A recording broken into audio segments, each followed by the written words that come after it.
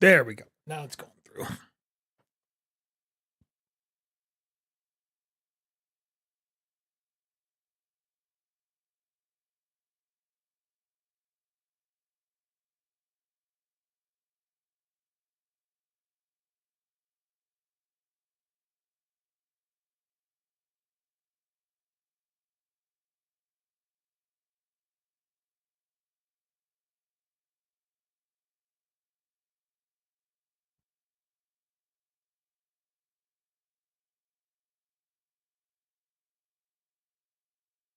There we go. Okay, we are good to go.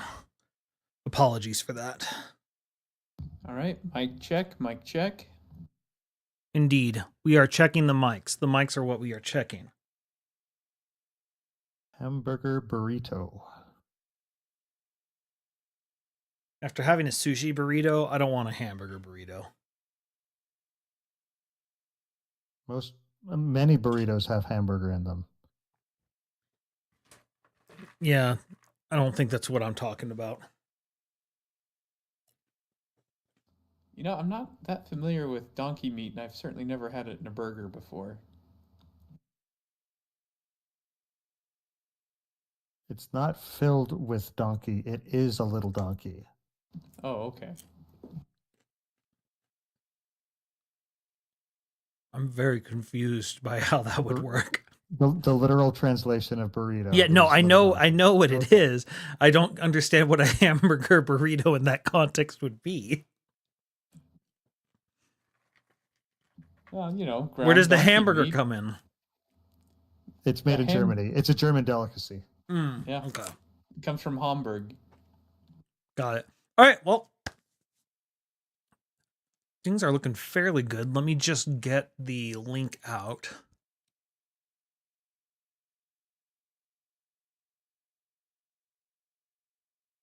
Make sure everything looks good over here.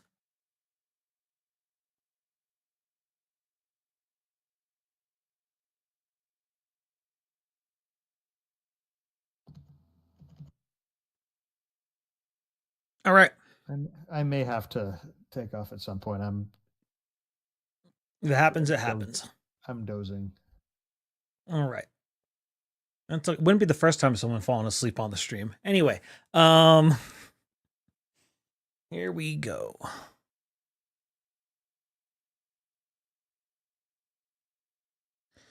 This whole episode is nothing but a psyop for me to be able to complain about one simple fact. And that is the fact that the frickin' hammer suit isn't in Mario Maker 1 or 2, and it's the best Mario power-up ever. Because Mario throws a frickin' hammer. You can kill Bowser in almost anything with it. You can kill Boo's with it. It blocks fireballs. It's got everything. And the best part is it's kind of balanced out by its wonky throw pattern. Because it's that arcing throw. And its rarity. Yeah, and its rarity. And it just makes me mad. And I'm mostly here to complain about that here on episode 57 of I Think We Overleveled. Baggins, Lunasar, you all have been converted to the ways of the hammer suit, right? Oh, absolutely. I mean, it's like the Castlevania axe, but in Mario. What's not to love about it? Well, and the other thing, as it's demonstrated here, you can't slide when you get it, so it actually has a downside too. You can also, when you duck, you become projectile proof. No, you become fireball proof, not projectile proof. Oh, well then. You're about to. He in this video, he's testing what it does. Now, the issue is he has a code, so he just goes back to being the suit. But if you see that fading, it means he would have lost it. Yeah, Got okay. it. But it is fireball proof, and it can kill things you normally can't kill, like only Boo's. when you're ducking, or always? Yeah, when you're ducking, and you can he kill basically Padobos. He basically turns into a Beetle Brother. Yeah, and so it kills Padobos, Beetle, it kills Buzzy Ghosts, it kills Bowser with 6 or 8 throws, I can't remember. It kills Dry Bones, which that's pretty rare. Mm-hmm. Yeah. Anyway. It kills falling ceilings. Wait, no. No. That would be a little overpowered. Oh, it kills Boom Boom in one hit. I forgot about that. Oh, wow. But it doesn't kill this very inconsistent. It doesn't kill the Koopalings. Fireballs can damage them, but hammers don't, but they do damage their father. It's really strange. And you get down to it. It's basically genetic evolution. Oh, I just want to know why ghosts die to hammers. What's the deal there? I don't know, but man, this is way more Hammersuit lore than I ever knew. Oh yeah, It's no. It's a Thor thing. Yeah, They're only blessed Mario. hammers. I mean, I just want, like, how is it the frog suit got not just included in Mario Maker 2 in one of its updates, it got an upgrade. Frog suit's also pretty awesome, though. How is it upgraded? Now, if you are holding something, which this was always true, because normally you can't reach P speed with the frog suit because of its wonky move cycle, right? And so you can't ever achieve P speed. But if you're holding something, you can, because you're not in the frog animation. But they added something that they stole from mods people made, where they made it so the frog suit, if you're holding something, you're at P speed, you can run on top of the surface of water. Makes sense. And so you can do some cool little levels that are based around that mechanic, because you can have the water levels rising and falling. So you can do speed run levels where you need to be staying at full speed the entire time to stay on top of the water. It's a very cool mechanic. What is it? The basilisk lizard that can do that? Something like that. It kills thwomps. That's the other thing. Holy cow! It kills thwomps. Yeah, No, it kills the sun. I knew this. No. Yes, it does. Keep watching. Oh, that's right. He just has a smaller hitbox then. Yeah, it's a weird corner.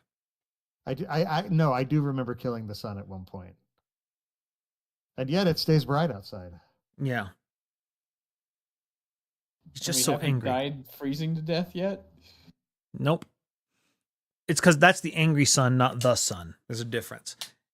Anyway, the point being, Hammersuit's awesome. Now, I want to have a deep philosophical discussion. What is and is not a power-up? Because, like... Well, we've already differentiated power-ups and weapons. Well, so it's like, okay, so I feel like for it to be a power-up, there has to be something temporary about it. That's the first thing. Mhm. Because if it's not temporary, then it's an upgrade, which is different from a power-up. I don't know how I feel about that. That's why I want to discuss it. I don't fully buy that. I think there's an argument to be made for what you're saying, but I'm not sold. I'm not trying to argue that this is a hard and fast rule. But for me, for it to be more than just an upgrade, like, you have to do something else. Well, I'm just thinking, like, in Metroidvanias, the whole game is to find new power-ups to be able to get to new places, and they're all permanent for the most part. Well, and I would say, like, in a Metroidvania, like looking at Metroid, I would say that, say, the charge beam isn't a power-up, but an E-tank is. See, that just increases your life. I definitely would include things like E-tanks or heart containers as a power-up. Oh, I would. I mean, goodness, the entirety of Breath of the Wild is all about getting the shrines to power up your health and stamina. Well, that's like the only power-ups you get in the entire game are just health and stamina. That's it. I just wouldn't consider them power-ups, really. It's just a stat increase. Well, and like to push, even farther, because we have differentiated weapons and power-ups, but anytime you get a weapon in some of the earlier Mega Mans, it says power up, get this. Yeah, well, that's the other thing that was interesting. Apparently, dang it, I had to go find it again. Apparently the term power up is it comes from kind of a mistranslation of Japanese stuff. I can't remember what it was though. Which makes perfect sense when you think about it, because, that's power up. I mean, when you think about the most basic form of power up, like, wouldn't any level up be definitely a power up, like, literally? But we wouldn't talk about a level as a power up. No, we No. would not. Like especially not in terms of like what's your favorite power up. No one's gonna be heart container. It doesn't have the same feel as. So because it's not popular, then it can't be. It's more. It's just, I don't feel powered up. It's just like okay, I have more health. Whereas Well, I don't know. when I have in a shield in Sonic, Castlevania- I'm not Castlevania. In Metroid, when you don't have any E-tanks yet, like you feel invincible once you get your first E-tank. It's like, oh, that doubled my health. That's huge. That's enormous. And the Yeah. second one and third one, that I mean, after a while, it's diminishing returns. But that first one, Until you get to a really fight. you feel weak and powerless until you find that first E-tank. you see, and to me, that's just the same as being underleveled in a RPG. I mean, there's an argument. No, for that. I'm much more likely to agree to like something like I don't know, the ice beam being a power up in the terms it does power you up, but in the terms of I don't know, it's one of those I know it when I see it type of thing. It's just one funny. Baggins mentioned Hyper Beam. I'm like, that was on my list to talk about. Yeah, one of the things I said Charge Beam. Oh, okay. Yeah, and so it's one of those. Hyper Beam is like I think there's more of an argument for Hyper Beam than there is for Charge Beam. It's that one's definitely temporary, although that also falls into the category of late game God mode. Well, it's like it's not technically temporary though. You have it until the end of the game once you get it. True, but it's effectively temporary. It's a past the point of no return, though. Exactly. Still can't believe the hammer suit beats that. Now, one thing. So this is the reason I'm asking about. I do love the Tanuki suit. While we have this up before. Oh yeah, no, Tanuki suit's awesome, and it got into the 3D games. Yeah, it did. Freaking A. Anyway, I want to talk about an interesting power-up situation, the Contra games. Because they're permanent once you get them. But enemies drop power-ups at such a rate that a lot of times it'll get stuck on an area and you effectively can't avoid it. Well, and again... Well, power-ups get replaced, though, right? Like, you can only have one type of gun, and if it gets replaced with another, then you're gone with the spreader? With the exception of the rapid fire. And the point is, we all know what we're talking about when I say a power-up in Contra, because there's no competition for which one's best. Like, this guy's gonna... Like, look at... Like, it'll increase the rate of fire, that's it. Like, you can just upgrade it. That's all it does. He's now at the best weapon of the game. I did love the laser. Really? You've used the laser? Okay. Dude, it would nuke things. Like you only had to hit him like twice, and like even like the main bosses, it took like 3 hits to destroy it. And the spread was just so much better. And you would get like the fire like on a ledge, and you're like, no, I don't want it. Yeah. Yep. That's terrible. That's the worst. I remember back in the day, Screw Attack did a list of like the worst power-ups, and the number one was that one power-up that ruins you getting the power-up you actually like. Yeah. And it's like, it doesn't matter what it is. It's just, that's the worst. When they take away the thing you enjoy. Well, yeah, like Castlevania, where you get the sub-weapon you like, and you're like, yeah, and then you can't avoid a different sub-weapon. You're like, no, but I like this sub-weapon. Like what? I'm not as familiar with Castlevania.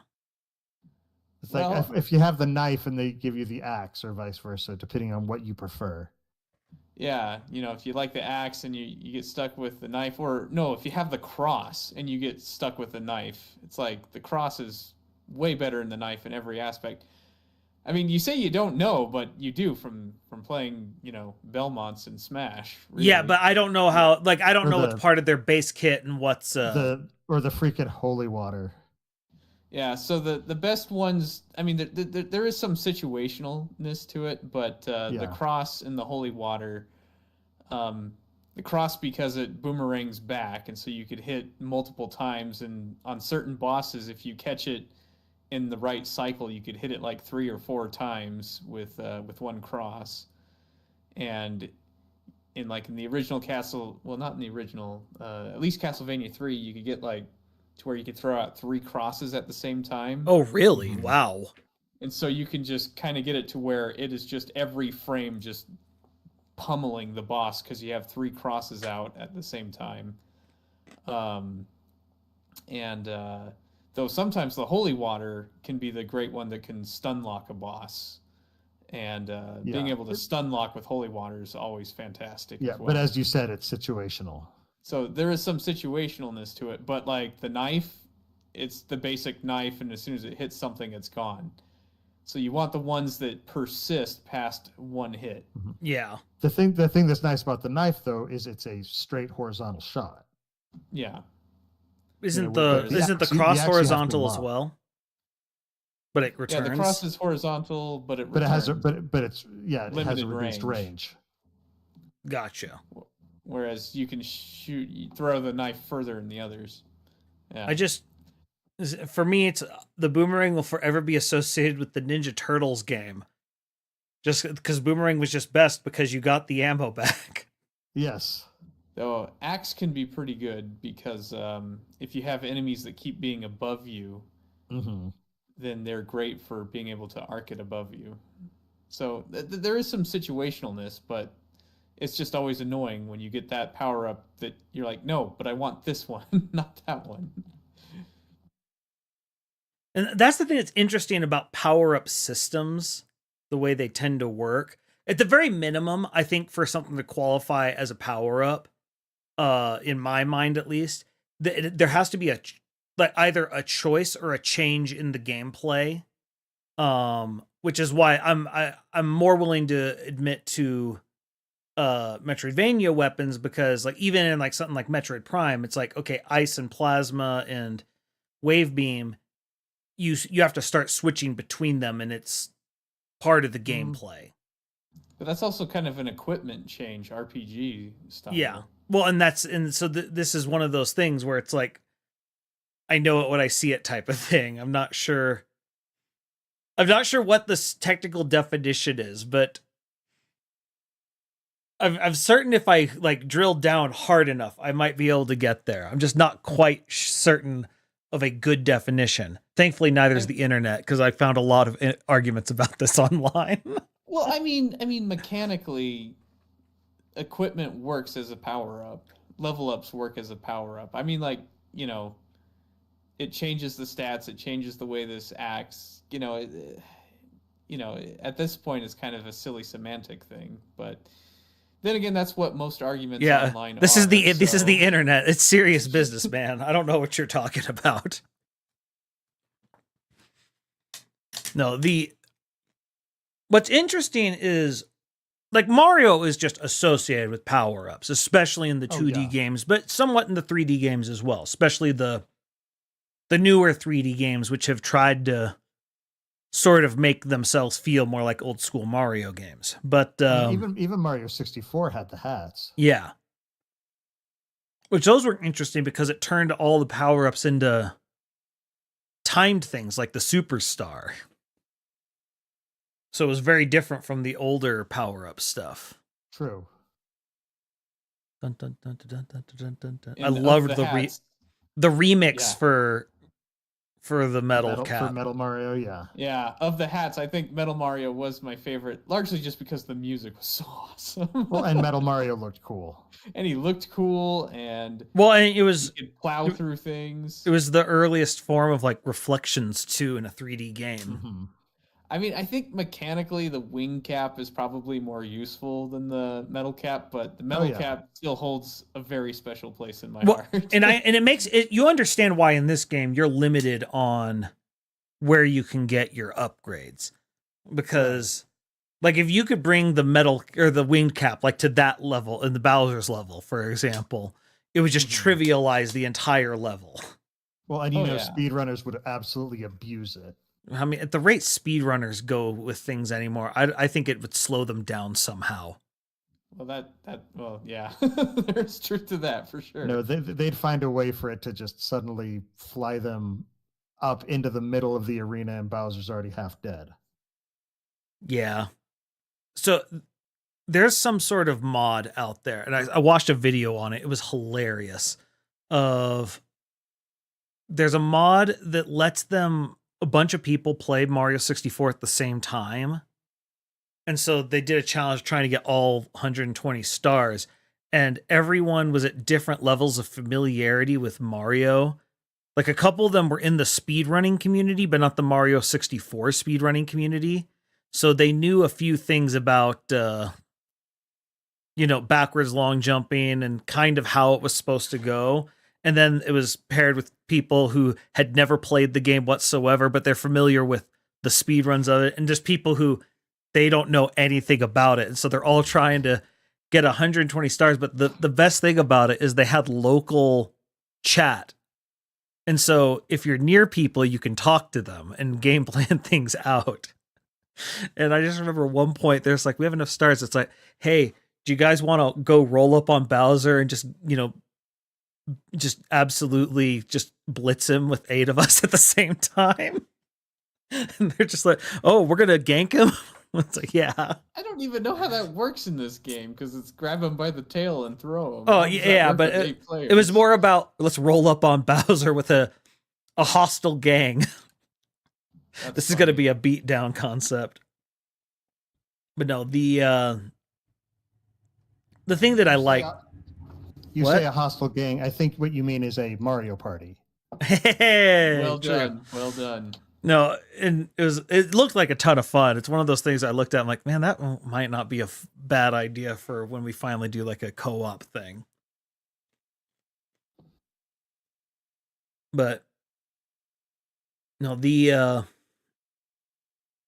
got the metal hats and stuff.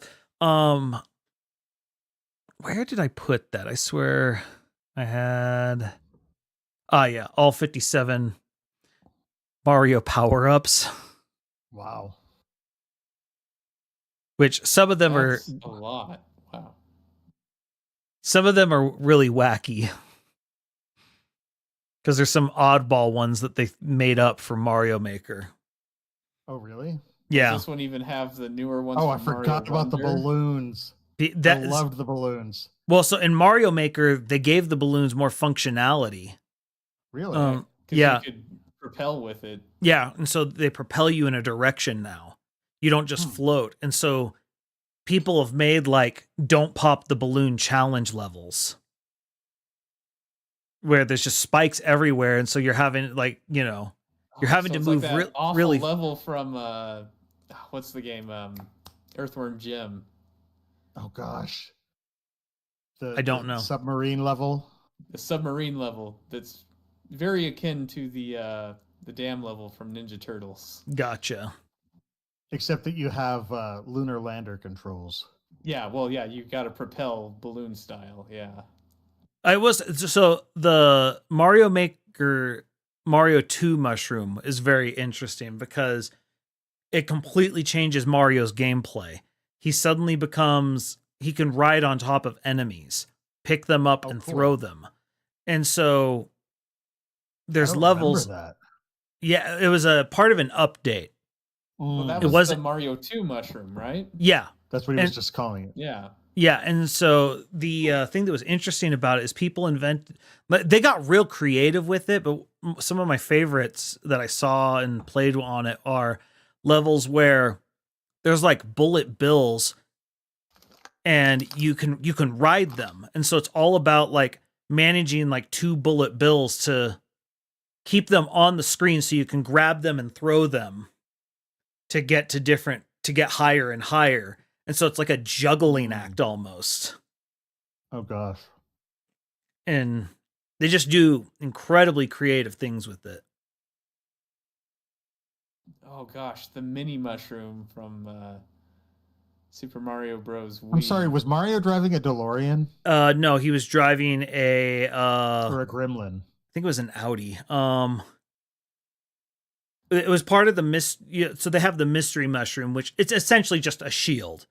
Like it's just an extra hit you can get, no different than a regular mushroom. But they tied it in with Amiibo. Unfortunately, they only included it in the Wii U version. For some reason, they didn't include it in Mario Maker 2. And it was a way to have more. They had all these suits that were, if you had the Amiibo, They you could. had a hammer. Yeah. No, the What do you mean they kind of had a hammer? can't believe they There had this was at a Mario 37. Maker, the Builder Mario hammer. Oh. Yeah. Well, and Donkey Kong, he had a hammer. Yeah, those too. are very different. Speaking of Donkey Kong, this gets into the weird thing where animal companions, the way they get treated in video games, are power-ups. Oh, you were talking about Donkey Kong Country. Yeah. Well, that was one. that. I was trying to decide if I wanted to pull in, them as a power up or not, because that's another. I'm like, do you consider a mount a power up? Is that a power up or a vehicle? Well, and so it depends. It depends upon implementation, right? Because like Squawks is 100% a vehicle.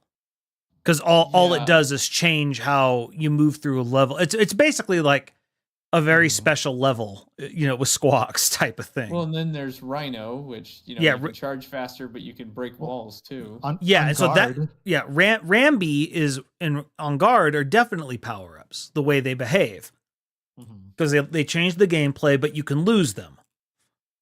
But like I put Ratley in the thumbnail mostly because he's vertical and that was the space I needed to fit him in with, but you really can't lose Ratley the way the gameplay is. And so the temporary nature is sort of like we've designed the space for him. And that's the thing about the Donkey Kong Country games is they just have a sign and it's like, yeah, you can't bring them past this point because we don't want to have to design the entire game around you having this. Yeah. But Yoshi, like the way Yoshi acts in Super Mario World, for the most part, he's a power up. Yeah. Also, Link's a power up. That's one of the weirdest ones they put in, but I kind of love it. I love it too. You can. The gameplay is just so different out of nowhere, and it's very creative. Well, it's like that game, Super Mario Mashup or whatever it was. Oh yeah, where you're playing Super Mario Brothers, but with like various characters from 8-bit video games. Like that started out as Tetris, but then they added others. Yeah. No, it started out as like you could play as Link or Samus or Simon Belmont or. Well, no, I'm just saying that the person who made it, I think he made the Tetris one first. I don't remember Tetris in that. The Tupertario Tros? You didn't play that one too? That's not what I'm talking about now. Okay. I thought it was the same person who did both of them. It may have been. I just wasn't aware of it. And there is Splice's favorite. I'm so disturbed by that. Oh, the double cherry. I don't know, but man, I forgot how much I loved the mini mushroom, because that one I feel like had such a unique trade-off over all the other power-ups. Now this one right here, the mega mushroom. Sorry, it was just on the screen. Yeah, but like the mini Mario, like you didn't get an extra hit. If you got hit with it, you died. But you could jump so high, you could get into small places, you could run on top of water, and you were a smaller hitbox. Like I often wanted to be mini just because it was more fun to play, even though it was living dangerously. But yeah, I too like to live dangerously. No, well, because like you said, it changed the gameplay. Yeah, the Super Cape is one of my absolute favorites. That's one I actually pulled up a video of, just a tutorial on the Super Cape. Pull it up. I love the Super Cape. Or do we want to finish? There's only like 10 left. That's true. Man, this person puts I like Super Mario Brothers 3 a lot, but I am not putting the feather from 3 over the feather from World. From World, you get the ability to do the dive bombing. That's just. I think part of it is just the fact that when it came out, it was so novel. It was. I forget about the ice suit existing. Yeah. Well, and the penguin suit is an even better version of it. Yeah. Which I think that one ranks high on this list. I don't know the blue shell. I forgot about this one. I guess it's because I didn't have Couldn't any you of like the. couldn't you like spin up in it like in Sonic? I don't know. I didn't actually play through that one. I think you could, but I could be remembering that wrong. Cloud Mario number 7? Mm-hmm. What the crap? Yeah, I mean, you could make a platform wherever, which is kind of nice. But yeah, the penguin, the fact that you could get really cruising on ice was pretty awesome. Okay, I'll grant them the copter is a lot of fun. Copter's a lot of fun, but I don't know. I think Over I the like the capes? flow of the cape better. I Yeah. feel like the copter's too slow. It's a different That's my type of problem with gameplay. Yeah. Now, this one's interesting where it's the gliding, but it lets you cling to walls. Mm-hmm. Yeah, I And still so- think I like the cape better than that I one, wouldn't though. I wouldn't put these in the top 5. Yeah, there's a lot of recency bias in this. Mm-hmm. I was thinking the same thing. Cat Mario. Heavens no. We did Cat Mario 2 versions of it, 2 and 3.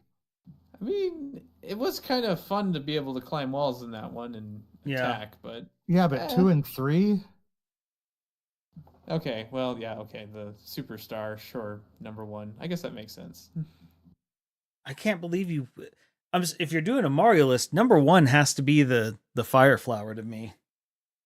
It's like the absolute example of what a power up could be. Mm-hmm. Yeah, that's true. But that's just me. I'm guessing you wouldn't say that stuff like a 1-up is a power-up, right? No, definitely not. Okay. Okay. Yeah, no, the stuff you can pull off with flying.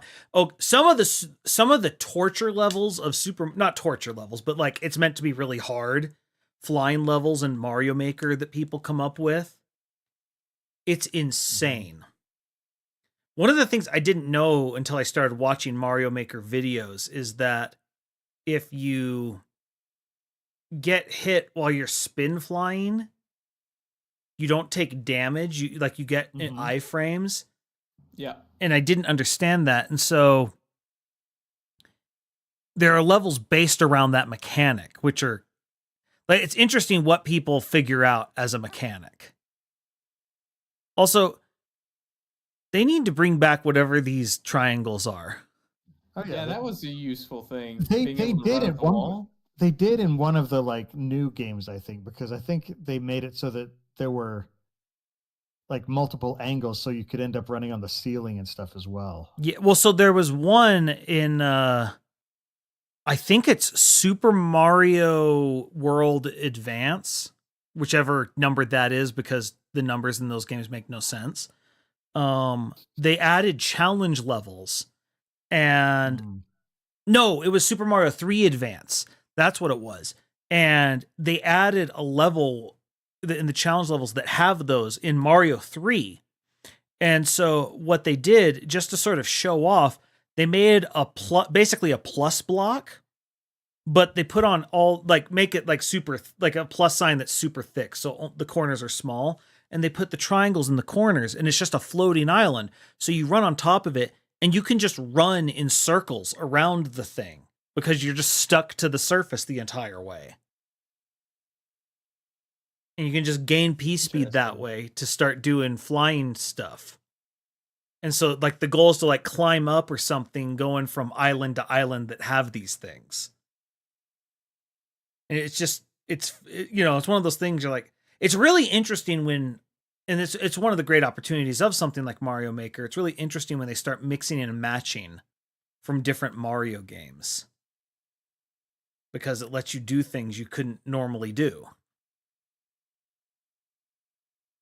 The other thing I didn't realize is, I don't know, well, it wouldn't be the case for this cape or for this feather, but the Mario 3 feather, you regain your P speed if you jump on something while flying. Do you mean the leaf? Yeah, sorry, yeah, I keep saying feather. Yeah, the leaf. Yeah. You regain your P speed if you jump on something while flying. And so Interesting. Well, so there's levels based around that where there's basically no ground between you and the flagpole, and it's all about managing your ability to jump on things to keep your ability to fly. Man, I still think, yeah, my favorite does have to be the feather cape. Just, I don't know, it's fun, the movement, it's pretty fast. You can, if you're, careful with how you fly, you can keep it flying indefinitely. You can do that ground pound where you just, quickly plow into the ground and it shakes the entire screen and kills everything. It's being Yeah, able to spin, you can make the blocks temporarily spin without breaking them. you can It's belly just, bounce on enemies.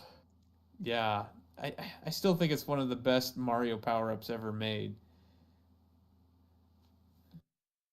Is this the one?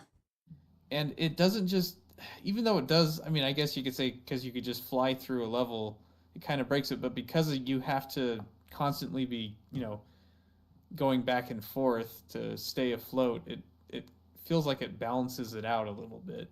It lets you fly wherever you want, but there is some level of limitation to it. And you could also do you could fly while ducking, which, as far as I could tell, some of those secret exits require you to do that. Like the ones in the ghost houses, that's how I had to get there, was be flying while ducking and fly right up to where that one height block is and kind of hop your way through it while ducking.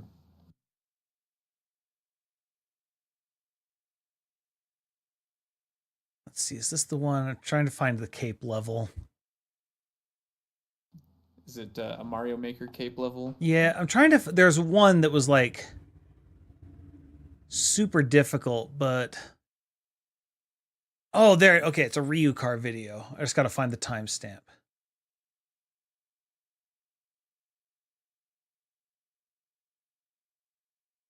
Think I found it. Okay.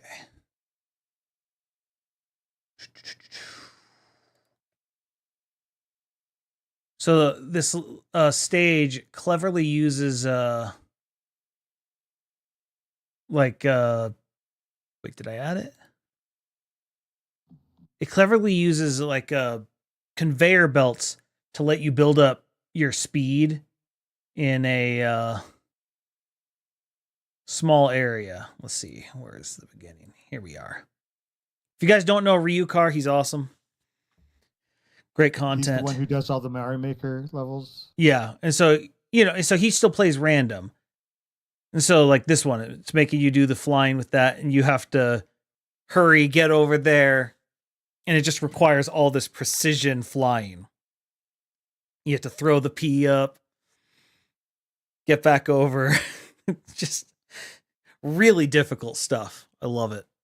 But this is the thing that's cool about power-ups, is it lets you build an entire level based around a single gimmick, but it doesn't overtake the game. And I don't know, that's the thing about a power-up, is it has to let you experience something that you couldn't experience otherwise, I think, for it to be a good power-up. But not make it so that the gameplay then doesn't center around that one thing. Because, at that point, then the game is just, it's like, okay, it's a this style game now. And so, like Mario and Sonic having these power-ups, they don't make it so that the gameplay's all about that. Speaking of Sonic, it's easy to forget that Sonic actually has a lot of power-ups. Oh, tons of them. But it's just one of those things that... Particularly Sonic 3, I felt. Oh, yeah. Sonic 3, where they got the different types of shields. Mm-hmm. My favorite are still the super shoes. Even though, it's suicide playing with them, but... They make Sonic what Sonic was meant to be. Too fast. Yeah. I really like the electric shield because it would suck in rings nearby. Yeah. And you got the double jump. Yeah. Well, and I think the bubble shield was the one that kind of lets you go straight down and then bounce up like a Yeah. bouncy ball. Yeah. Yep. And then I loved the fire shield. Just the burst forward. The burst forward, and you're immune to fire projectiles. I forgot there were 8-bit versions of these games on the Game Gear. Well, and on the Master System. I don't think you're gonna survive there, buddy. Yeah, Oh, you need to trust jeez. Sonic. The activation sound of the shield in Sonic 2, just it's one of my favorite sound effects. Mm-hmm. You definitely see a YouTuber using that sound effect to great effect. Indeed. No. The no, the And but yeah, Sonic in general had great sound effects. yes. Well, Which, in my opinion, was not a common thing on the Genesis. No, it really wasn't. Well, it's because sound design is one of those things. Again, if you notice it, you might be doing it wrong, type of thing. Mhm. And so it's just a difficult thing to get right. And very few games have ever been made because they have really good sound effects. And so it's one of those things. If you're trying to get by on a budget, you're not gonna pour all your money into a sound effect. Well, and it's funny with all these remakes coming out right now, a lot of the remakes, they'll change the sound effect and people will be upset. Yes. Yeah. I forgot the electric shield sparks. Mm-hmm. It gave you an attack. I forgot about that. Anyway, no, just let that keep playing. But yeah, no, the sound effects, that also matters. Like, would the fire flower be as popular if it didn't have that satisfying bloop sound when you throw a fireball? Probably not. Plus, just the idea of I'm going to throw out an attack that bounces. In the early NES days, that wasn't something that you didn't do bouncing things because you have to actually calculate that a little bit. Where straight lines are so much easier. Oh my goodness, I forgot about. I had this game. Sonic 3D Blast for the Sega Genesis. And trying to see yourself with the power up in that game is so. Oh yeah. I just hurt your eyes so much. It's terrible. We're in the weird part of Sega history now. I just thought of one that I haven't thought of for a while. Whoa. Zipper from Chippendale Rescue Rangers. Oh yeah, I forgot about him too. When you're playing the game, you open a box and suddenly this little fly comes and just starts destroying everything around you. It's it's the generic invincibility mode. Sonic has the sparkle shield. Obviously there's the superstar. Almost all the games have it, but yeah, Rescue Rangers. I feel like Zipper was it felt so much more powerful. Yes. Well, because that was the weird thing of Zipper was the big guy. Yeah. He's this little fly who just starts dominating. No, the Zipper, DuckTales just had the invincibility mode. Right. Which is like, not really doing a good job with your source material there. But yeah, Zipper definitely was a good use. And there's just something satisfying about it. Well, especially because it allows you to because it wasn't just invincibility, because he would go after the enemies. Yeah, anything that's on screen is toast.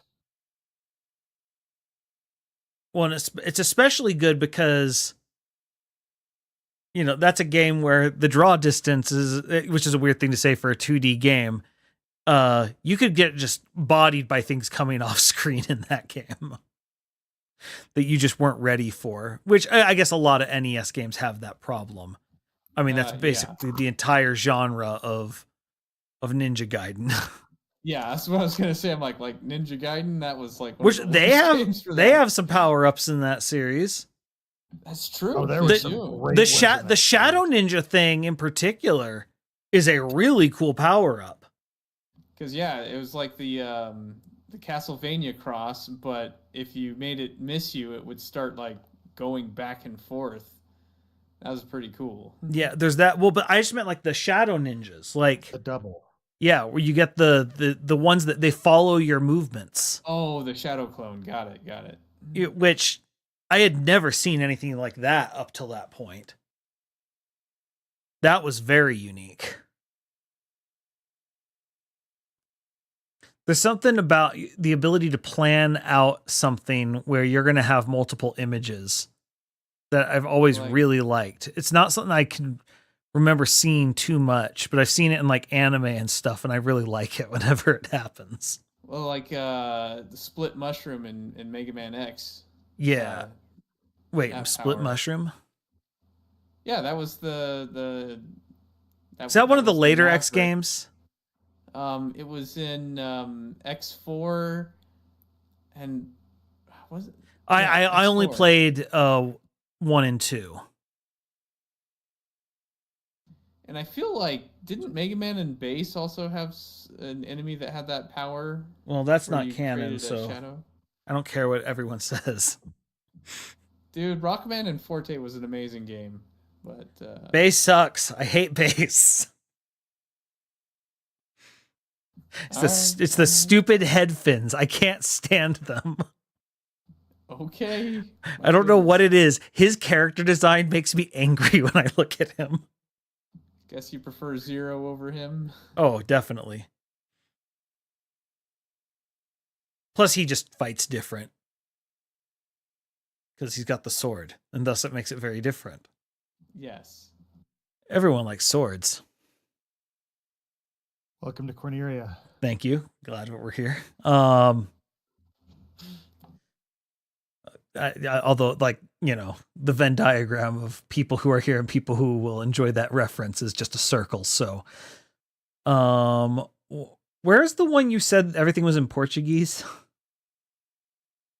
Oh, there it is. The Castlevania stuff. Oh yeah, though I figure we should start with the Shine Spark first to kind of build up to this one. Okay, sure. Where was that? Should be right. Is Metroid Shine Spark- Fusion. Well, and that's the question: is Shine Spark a power up? According to Splice's definition, I'd say no. But It's a ton of fun. I'm all for talking about Shine Spark. Because I mean, I feel like the speed boost that lets you do the Shine Spark. I mean that just changed the way you could play the game entirely. Absolutely.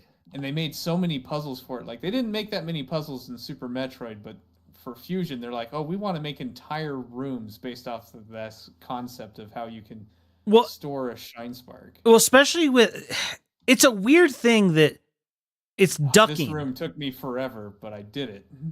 It's ducking that is what lets you preserve it. Like, it's a weird thing. It's like, no, if your momentum stops, you lose it. Unless you chose to stop it, then you're fine. And it's like, okay, but because they do that, it lets them do these puzzles where it's all about you need to move slowly, like to build up your speed, and then it's all about just execute. And that's like some of the best stuff in Dread. Yeah, I was going to say they did the same thing in Dread, yeah. Well, that and the Shine Sparking onto a slope. Yes. So you could get back to running. And, and Metroid Zero Mission had some really interesting ones where you even had to get into a ball and Shine Spark with the spring ball. Right. Like that one, it's like I was stuck for a while and I'm like, I don't know what to do. And they're like, oh, you can Shine Spark from us while in Morph Ball. I'm like, wait, what? You can do that? That was crazy. Which Dread, they removed the need for that because you could slide. But that led to some very different puzzles as well. Some of the best sequence breaking came from it, but it's one of those things that when you execute it, Look, you get done. It's just like a pump your fist in the air. Just, yeah. Nothing compares, and I don't know why. I don't know what is so satisfying about it. Well, the thing that I think is great about the Shine Spark is even though it's like an all-powerful, all-useful move, it's not meant to be like the in-game God mode because it's tricky. You have to have that nice running start. You have to have a lot of things to. It has a lot of setup condition. Yeah, exactly, and that setup condition makes it all the more satisfying when you pull it off. Like there are some bosses you can absolutely obliterate if you can Shine Spark them, but it's not easy to do, especially for a boss. Yeah, well, it's because normally there's not enough space. Like in Dread, the only boss I can remember doing it against is I don't even know. I think it's like the experiment that the X virus gets a hold of, and it like does a wind attack, which it's trying to blow you into like some spikes. But the wind, because you can run against it, lets you build up shine, and then it does like a bunch of wave attacks that you have to jump and dodge. And so it's clearly part of the boss design. If you can keep your running speed the entire way without ever getting hit, it's going to let you do a Shine Spark kill on him. And so it's a high difficulty, but if you can pull it off, it even rewards you with the cinematic that's different for it. I don't even know if I've done that in Dread. When I found, because I tried speedrunning it a little bit, got to the point where it's like, okay, now I would have to do like some really legitimate like glitches and stuff, and I'm like, okay, I'm no longer interested. Yeah. But the Shine Spark kill of that boss, just like when you pull it off, it's like, oh yeah, I did it. I'm so good. I'd like to see the cinematic for it, because like I appreciated how like Kraid. Some of the games that had where had a mother, the Metroid mother. What's it called? The Mother Brain. No, it's the one that eats you and oh, the is that the Alpha Metroid? No. I think Metroid? It's the Omega Metroid, isn't it? Yeah, I think I'm fairly certain it's either Alpha or it's either they say it's the start or the end. One. Yeah. So I'm sure it's the Omega Metroid, but Metroid Queen. That's what it's called. Okay. I'm trying to think. Was it Other M or was it Dread that had? No, Dread didn't have a Metroid Queen. No, so that's the whole plot. Is there are no Metroids. Yeah. So in Other M, you could kill the queen with a power bomb, and it had extra cinematics if you made sure to get eaten. And I didn't even know that it was possible to kill the queen without the power bomb, because I thought that was like the intended way until I saw other people playing Metroid 2 and Other M, and they didn't do that. And you found out that, I was doing things the hard way. Well, no, I was doing things the easy way. Or sorry, the cool way. I was doing it the cool way and frankly easier way, and with the extra cinematics.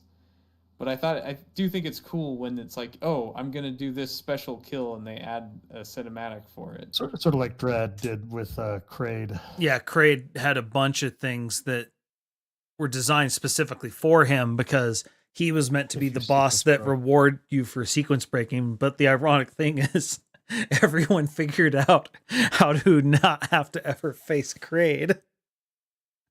And so all their hard work just went for naught. And you probably know the developers like, aw.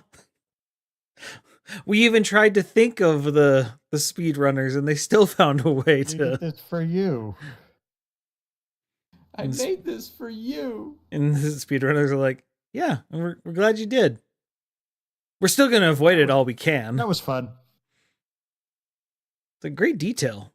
It's like cooking Thanksgiving dinner, and it's gone in 5 minutes. Yep. Well, because it's just like so if you sequence broke and had the power bomb before you should, you can launch yourself into one of the holes he shoots the spikes out of and start power bombing him from the inside for a lot of damage. If you got Nice.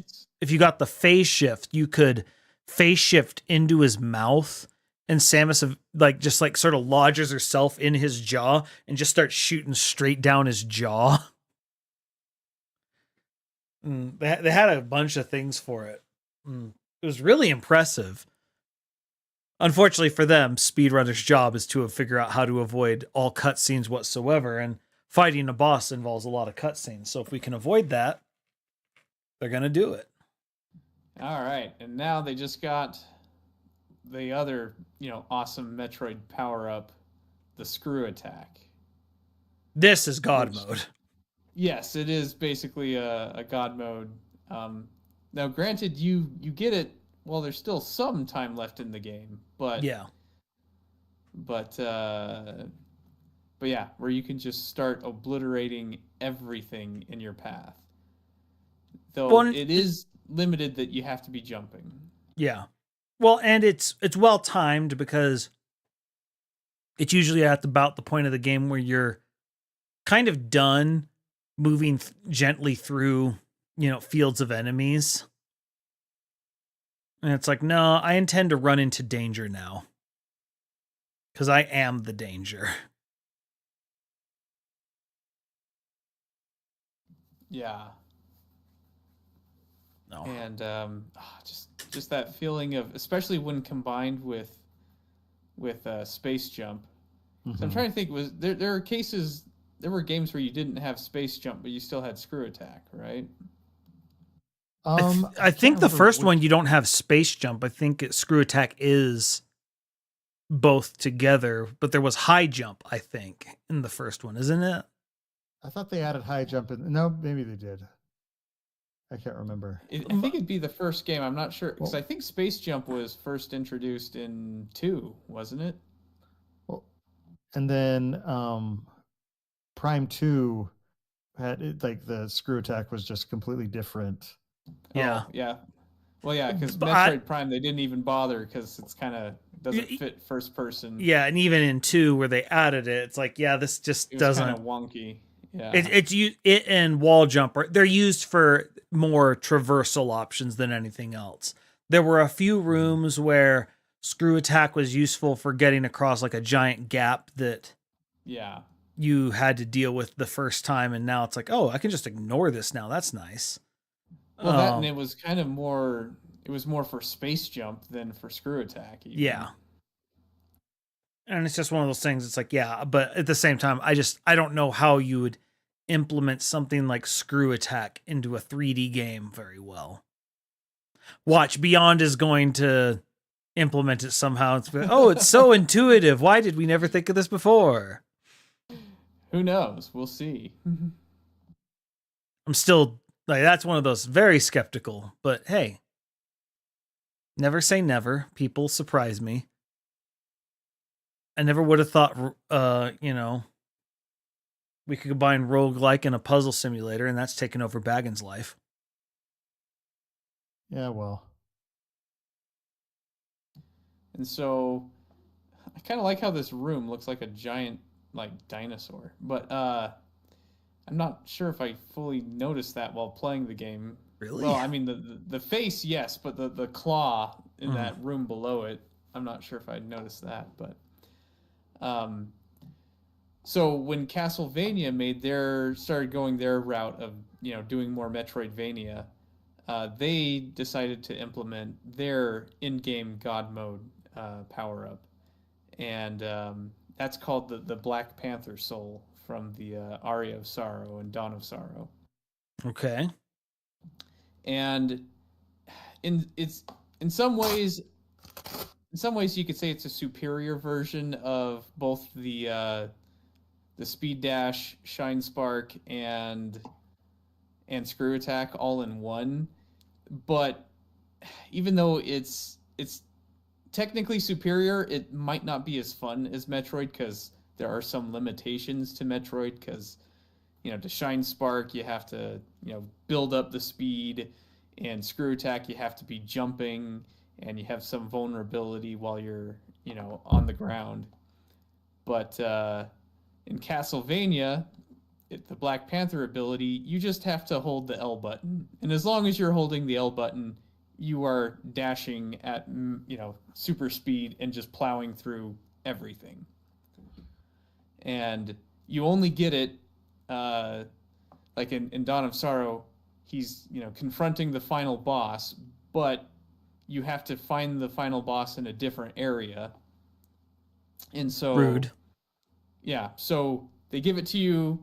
All you have left to do is to fight the final boss, but you need to go track him down in the proper room. So you have to go through a lot of the castle. But they give you this ability, so the whole of Castlevania is traversing through the Metroidvania labyrinth, and then you get this ability, and then you can just run, just run through the whole thing. In fact, I should probably speed up past this dialogue. Oh, well. Oh, I guess. Good job.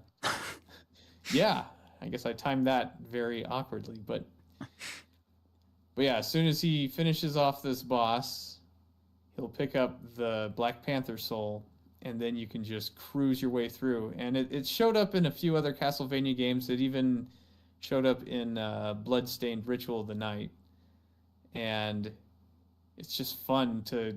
I don't know, there's something about in-game God mode. There's something fun about just everything that was so difficult throughout the entirety of the game to just suddenly, it's just nothing. You just plow straight through it all. Yeah, especially if they time it right.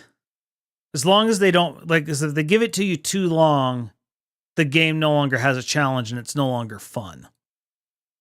Yeah. And so you have to nail it perfectly, and that is not easy. And I have questions. Anyway, yeah, it's a Castlevania boss. I mean, that's even for a Castlevania boss, this is pretty freaky. They Castlevania has a habit of reading Kurt Vonnegut to get inspiration for bosses. This is not the freakiest by a long shot. I don't know. It's got a halo going through their eyes, man. I mean, goodness, they made the Grand Falloon from Kurt Vonnegut as one of the bosses. Yeah, I don't know what that is. Boss. Did you watch Wreck-It Ralph Wrecks the Internet? No. Oh, okay. I did. So, the part where there's a giant Wreck-It Ralph made of several smaller Wreck-It Ralphs? Mhm. Well, no. And it's creepy as all get out? Yeah. Yeah, there's, Castlevania has the Grand Falloon, which is a giant mass of undead human bodies into a giant thing, and as you, attack it, small bodies, start falling off of it. It's creepy. Yeah. I mean, that boss was also pretty creepy. Doesn't sound like I would like that. I'm concerned is what I'm saying. They need to stop concerning me so much. There we go. The Black Panther. Generate shockwaves while you dash, and it just lets you just cruise through everything. Soma cruise through everything. And he's just having fun using it back and forth. He's just a pinball now. But basically, so now everything that just, slowly and methodically made your way through, you can just speed through the entire game as if there's nothing in his way. So it's like the Shine Spark and the Screw Attack in one. Because it's maximum speed, just chewing through everything. Go, go, go. Oh, that does look fun. What system was this for? Is this the Advance? Yeah, this was Game Boy Advanced. Okay. Yeah, these...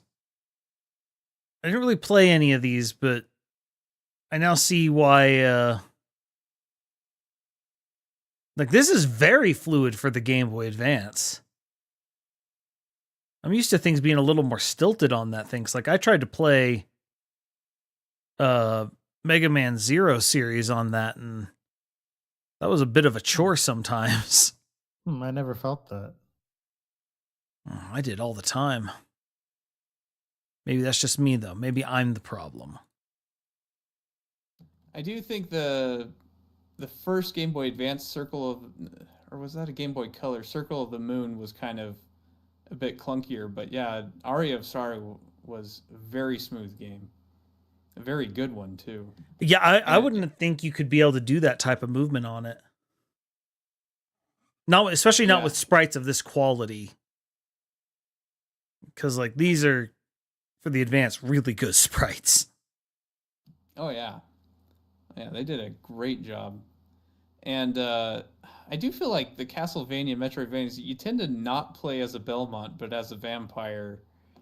You know, Alucard in Symphony of the Night, which was kind of the first in the standard.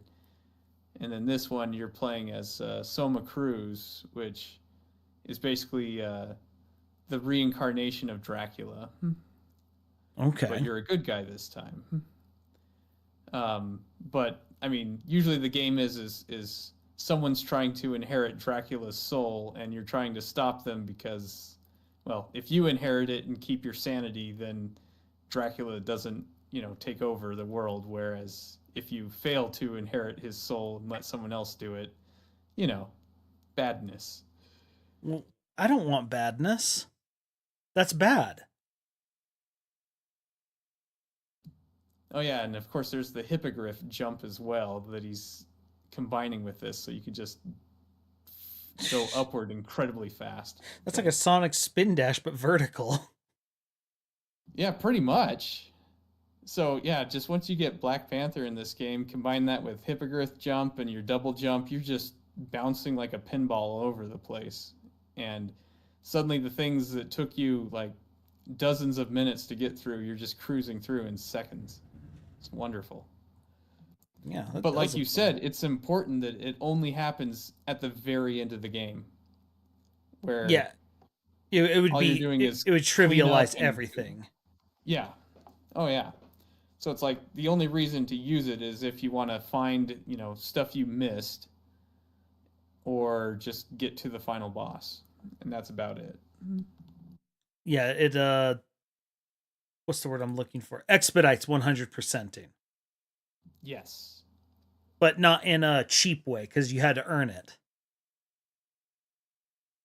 It made you do it responsible, like a good parent. There's one more here. I want to talk about one of the games that has power-ups. I find it very unusual because I don't think of this game as one that has power-ups, but it definitely does. The Doom series. It actually has power-ups. And I never count stuff like the armor or no, so it's not the armor. So there are a couple of different things. Like, so there are things like armor, and he just grabbed all of them at the same time. Okay, those are just the supply packs. That's boring. Where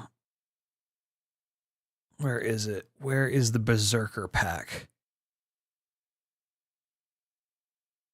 Oh, the Megasphere, where suddenly you're at way more health than you should be, which matters for a lot of the challenge levels.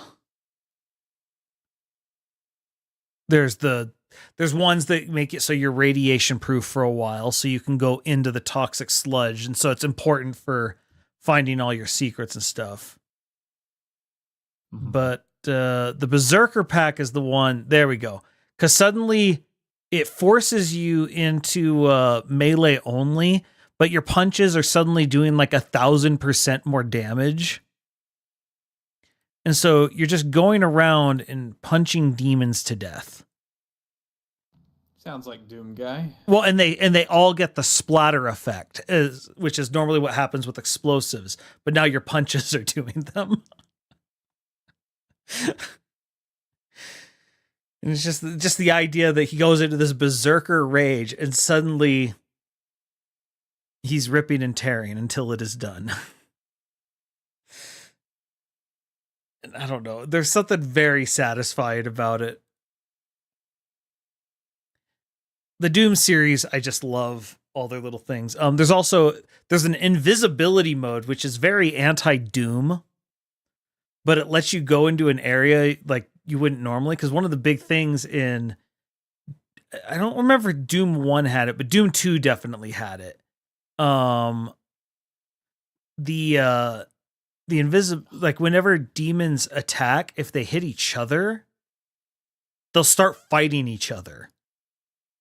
And so you could get invisibility mode, and there's some certain rooms with lots of demons, and you could like poke one and then start getting them to fight all each other. That's funny. And it's just a dumb thing, but I love it. I still love the effect of like when the level ends and like the screen melts. Yes. Mm-hmm. It's a cool effect. Literal face melting. Well, and that's one that it just has an RNG table that it's reading up to time when a column should fall. Oh, really? And so yeah, so someone's like, oh, you can find the text file that's the RNG table, and like you can edit it. And he's like, look, I'm gonna edit this RNG table so they all have the same value, and now watch the screen melt, and it doesn't melt, doesn't have the melt effect. It all just falls at the same time. And a lot of the RNGs is just cycling through this table. So it's a fixed RNG table. Interesting. And so you can change a lot of the randomness in the game by playing with it and have, varying interesting effects from it. If there's anything the Doom universe has done, it's taught people how to mess with its game by design. Oh, yeah. It's like, even though Doom was never my cup of tea, I have great respect for it and what it did. Yeah, well, I mean, there's something to be said for the Doom challenge of will it run Doom? Yeah. I think did we discuss that, where now that Redbox is out of business, there are some, I don't know if you call them trolls at this point, but they'll like turn them back on, and they've hacked Doom onto the Redbox machines. Oh god, that's funny. Because it's like they're not being used for anything, so they'll like just randomly be not portable, but like it actually just plays Doom now.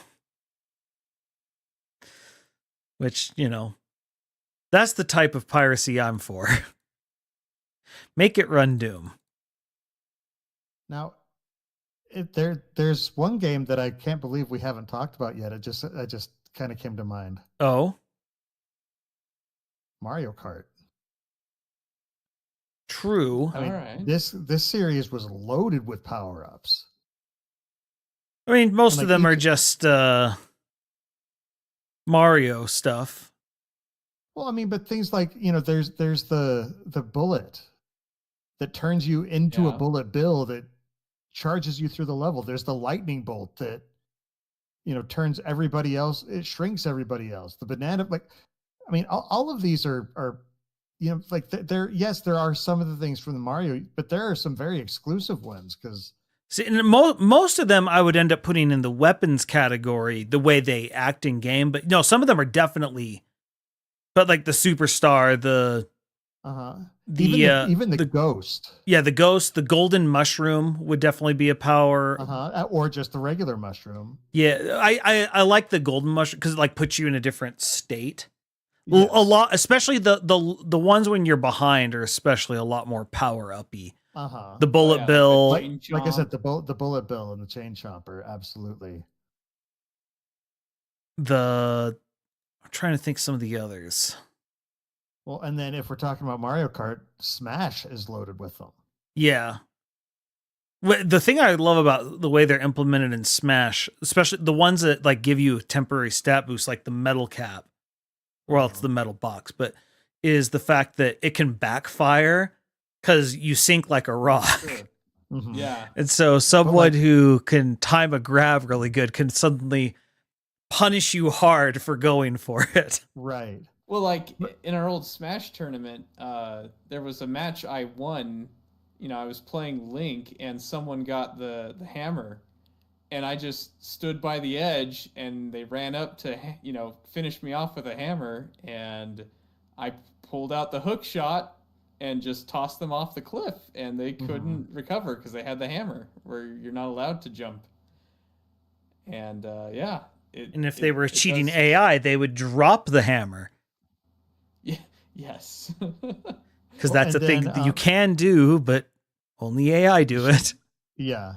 Well, and then the Smash Ball is one of the most interesting because it's different for every character. Yeah. Although as time goes on, they've gone less from a power-up situation with a lot of them to being more, I forgot the star uproots the trees. Anyway, and they go for more like the instant effect ones. Because like they no longer do because like you could become Wario Man, for example, in like 3 and 4, and it's like, yeah, that kind of really slows down the pace of the game. Can we well, that move and this also along? The Sonic Supersonic in Brawl was like, ugh, it was just too powerful and lasted way too long. Well, and then stuff like Snakes or Samus, or Samus is where you like go into a completely different mode in your targeting. People. Samus, where you switch between characters in Brawl. Yes.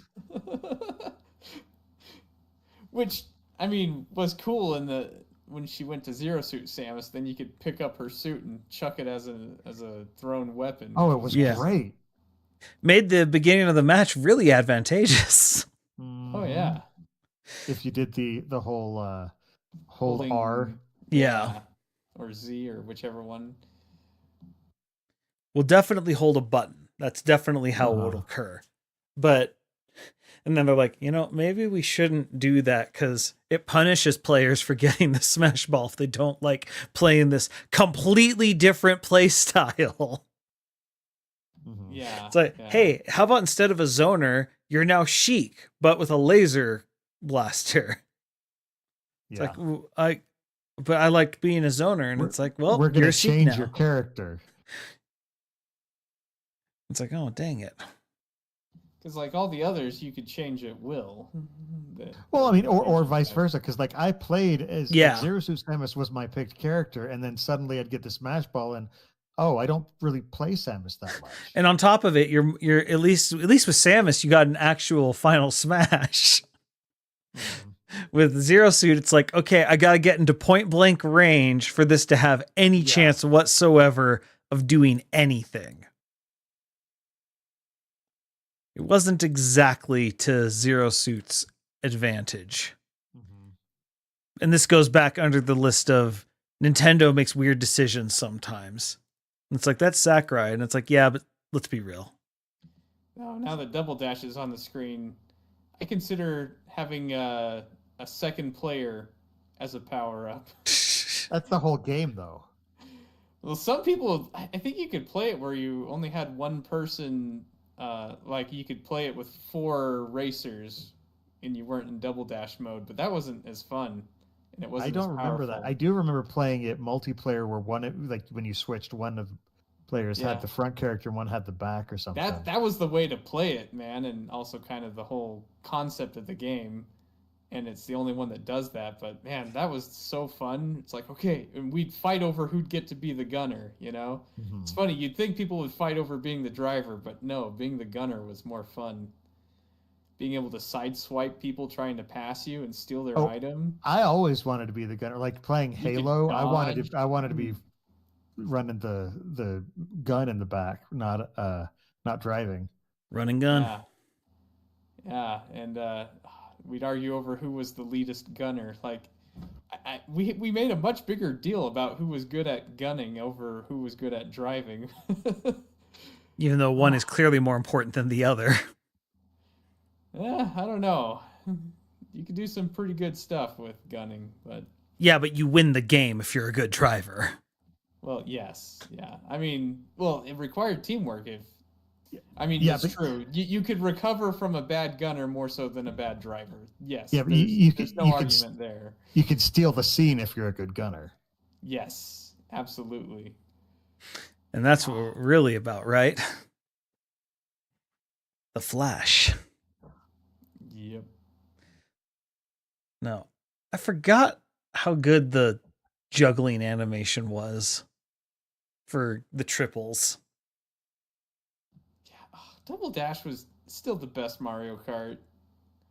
Like I know some people love Mario Kart 8, but Double Dash 64 is is still my love. I mean, I enjoyed 64 a lot too, but Although the one I got the most enjoyment out of was the original one. I remember we had a long drive to a scout camp or something, and and they actually stuck a generator on the back of the van that we were driving in and set up a nice. TV and Super Nintendo, and we played that game like crazy on the way up. I will say that the original does hold a very special place in my heart because as a father, I can't necessarily humble my children on the modern ones, but pull out the OG Mario Kart and I'm able to humble my son, which What is this controller? Where's the joystick? all I know is he was so used to creaming me on like Mario Kart Wii, and then it's like, oh hey, let's play this original one that's on the Switch Online, and suddenly he's just getting super frustrated because I'm just totally creaming him. He's just like, welcome to my world, punk. You think the darkness is your ally? So I was karting Mario long before you were born, kid. Yeah. Oh, wonderful. And oh, I forgot how great the feather was. That never came back. It came back for one somewhere, I remember. Really? I don't remember what, but I remember it came back for one somewhere. That's the thing. I never played the mobile ones, really. Yeah, and I think it's one of the mobile ones. If memory serves me correct. Maybe I'm making this up. But I mean, it was kind of niche to begin with. Like there were a couple tracks where there were some feather shenanigans you could pull off. But I mean, obviously they move away from that just because they've moved away in general from needing too hyper specific an item to pull something off on any of the tracks. Like they'll add some stuff that you need a speed boost, but there's multiple ways to get a speed boost. So it's okay. Well, that and it's also not a 2D plane, since the whole level itself is now going up and down and having ramps, and I mean heck, a cannon that shoots you through half the stage on one of them. I could just see how with the new designs they don't really need the feather anymore. I don't want to play with you anymore. No, the feather's great in theory, but yeah, I think it's just one of those things where it's too specific for it to really work long term, I guess. I don't know. Well, and especially you start seeing some of the stuff people pull off with just like blue sparks and mushrooms to skip certain things in certain levels in the modern games. And it's just like, okay, yeah, this isn't even a feather would be very unnecessary in modern Mario Kart. Oh yeah. Well, especially because like there are now sections where you like they have you flying with like a hang glider. Yeah. Flying with a hang glider, and then on top of it, they're like, okay, where's the Lakitu point? Okay, we're gonna try and go here so that we can manipulate this Lakitu spawn point, and you're just like, what is going on? I don't even recognize this game that you guys play. And they're just over here, don't worry about it. So I just had a thought of, Baggins, would you consider this a power-up? Breath of Fire games, being able to transform into dragon form. No, I'd say that's an ability. That's an ability. Like, I'd say that's no more. Yeah. That was something I was looking at some people debating. Like one of the things someone's like, oh, you got like in modern games, like the rockets in Rocket League. And it's like, that's not a power up. That's just a cooldown ability. And people are like, what are you talking about? It powers you up. And it's like, for 3 seconds, like, no, that's not a thing. It's just, it devolves into an argument. What about an ultimate in Overwatch? See, and I wouldn't consider that a power up. Like, that's Again, just, it's an ability. yeah. But the Smash Ball is a power up, even though. Yeah, I wouldn't consider the Smash Ball whatsoever. I But would consider the Smash Ball just because it's something you have to collect and then able to use it. yeah, but it's a one-time effect. Whereas I want something more time-based, I don't know. Again, it's the whole thing of, Well, and again, that depends on which character you're playing. yeah, as, 'cause, exactly. like with Super Wario, that's a Yeah, with him, it's a that's power up. And but like Samus's is definitely not a power up. It's just a one-time attack. right. Yeah, fair enough. And then there's just the frustration of you don't know how much health the Smash Ball has. Gosh. Yeah, that's so. Sometimes it feels so spiteful. You're like, I know you're doing this to me specifically. Oh yeah, that's the whole like, oh, I hit this thing like 20 times and someone else just breathes in its vicinity. You're just like, I loosened that pickle jar for you, you punk. Wait, what? The Tanuki tail is a power up? I didn't know that. I Again, think this is looks the like, mobile one. yeah, I was gonna say this looks like DS, I would guess. Yeah. Would that be 6 7, I think? or 7? I don't know. 7. I have no clue with Mario Kart anymore. And then 8 that lived forever. Well, there's a lot of games that like, it's like, hey, this was kind of successful on the Wii U, but no one had a Wii U. Let's re-release it. There's a lot of people for whom this will be a new game. It worked. It's their best selling it's their best selling Switch game. Well, and why it works makes sense, because it's like, yeah, for everyone who didn't have a Wii U, which was a lot of people, this is a brand new game. Completely different. Which is a weird thing, but, you know, Wii U bombed pretty hard. It's one of those weird things where certain things actually kind of worked to their advantage. And yet the Wii U, for the longest time, was still the most sought-after system by my kids and most played, even years after the Switch was out. Though that number slowly went down, the more things got re-released on the Switch, and I picked them up. Switch is just easier to use. And now, like, even me, I don't even...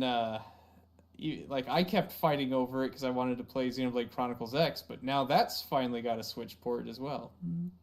There's something to be said for ease of use.